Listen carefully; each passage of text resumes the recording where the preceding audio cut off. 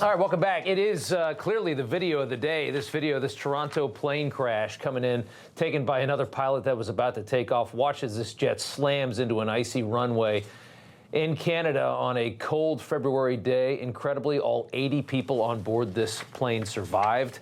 This video is everywhere today. The American left has been very quick to blame Donald Trump for a plane crash in another country. Take a listen.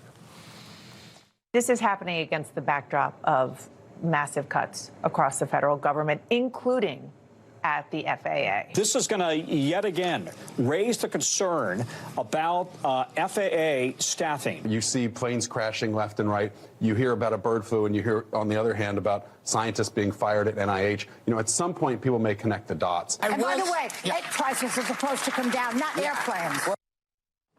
Didn't know the FAA handled air traffic into Toronto. I wasn't aware of that. Eric Swalwell writing on X, since 2009, how many airlines crashed before Trump came into office? 0. When does Trump start taking responsibility for the next plane crash? Swalwell's never been the smartest guy. Chuck Schumer, though, the head of Democrats in the Senate. Trump's doing massive layoffs across the FAA, including safety specialists, making our skies less and less safe. Democrats are fighting to protect the flying public. Well, you know what? Let's talk to the man in charge. Sean Duffy is the U.S. Transportation Secretary, and he joins us now. Mr. Secretary, great to have you on tonight. And let's just start right there. Your response to these accusations that our FAA is not prepared, and that's the reason why we're seeing events like this. Yeah, so first off, Rob, thanks for having me on. First time with you. And, you know, listen, when we had the crash at DCA, it was Joe Biden that allowed helicopters to fly through that airspace, not Donald Trump. We look at what happened in Philadelphia. That plane was inspected under the Biden regime, Biden administration.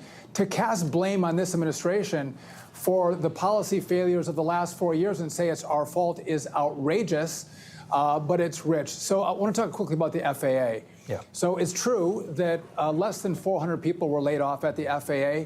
There's 45,000 employees there. So this is 0.89%. They were employed for less than a year, so they were temporary employees. They were not in critical positions. We're actually trying to hire and have been hiring more FAA air traffic controllers. We're hiring more inspectors. Those critical safety positions have been protected and have grown. And so these are, you know, other support positions that have been laid off. So to say that this is a staffing cut that caused a crash in Toronto, give me a break. It had been snowing for 2 days. There was ice on the runway, high winds. I'm not going to speculate about what happened, but you can watch the video and draw some conclusions yourself that it probably wasn't Donald Trump that caused that crash. And is the FAA even involved in this landing? I mean, I know the plane originated in the United States, but it's landing in Toronto. I would doubt that. Do we have anything to do with that? No. So that's the Canadian airspace is controlled by Canada, and actually the investigation here is going to be done by Transport Canada, which is like our NTSB. So no, I mean this is they control their own airspace. Yeah. But again, Rob, it doesn't look like this was an air traffic control problem. Something else was going on as that pilot came down and landed that plane. We're going to wait for the investigation. I'm not going to speculate. But again, I'm not even going to blame air traffic controllers in Canada for this crash. Yeah, I mean, that plane came down hard. It was windy, and I think they just wanted to get out of that wind and just get on the ground, and then you saw the flames, and it's a miracle that everybody survived when that thing flipped over. It was terrifying. I can't imagine being in that plane. Can I just ask you for a quick update? By the grace of God. Yeah, it certainly was. The D.C. crash with the helicopter.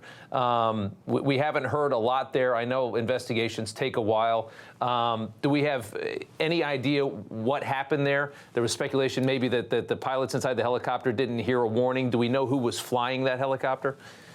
Yeah, so I think I don't want to get ahead of the NTSB, but we know that helicopter was flying, 300 feet in the air. It was supposed to be below 200 feet. Yeah. It had inched away from the eastern boundary of the river, closer to DCA. It shouldn't have probably been there.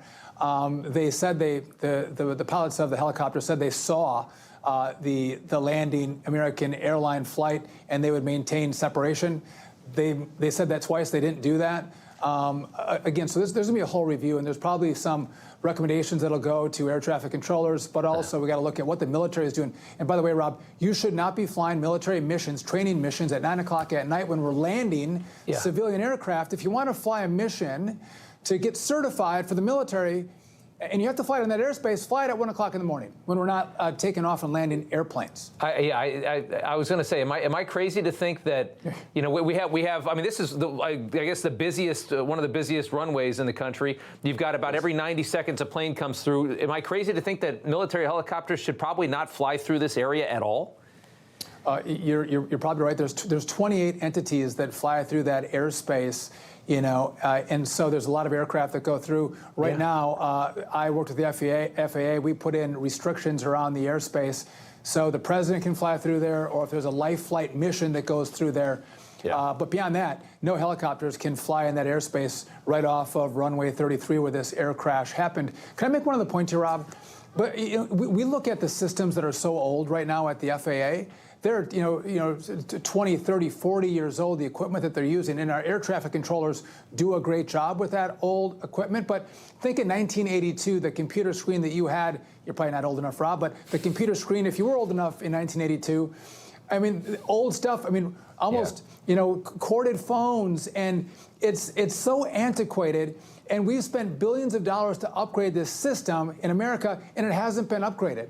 And so I brought in some of the team members from SpaceX, some of the brightest minds, and others are going to come in as well. And we're going to look at a phased approach on how do we upgrade our air traffic control system for our air traffic controllers, but also for our airplanes to make sure it's safer. And I've been flying a lot, Rob. There's so many delays and cancellations. Sometimes it's the weather, sometimes it's the airline, but usually it's the FAA. They don't have the tools to control the airspace efficiently, and when that happens, they'll shut down traffic. They don't want to risk lives, so they stop airplanes from flying. Let's make it better.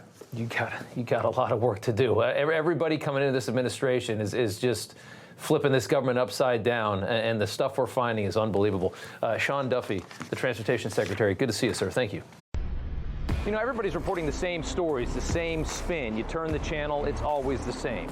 But not us. We're different. We report the real news. No spin, just the facts.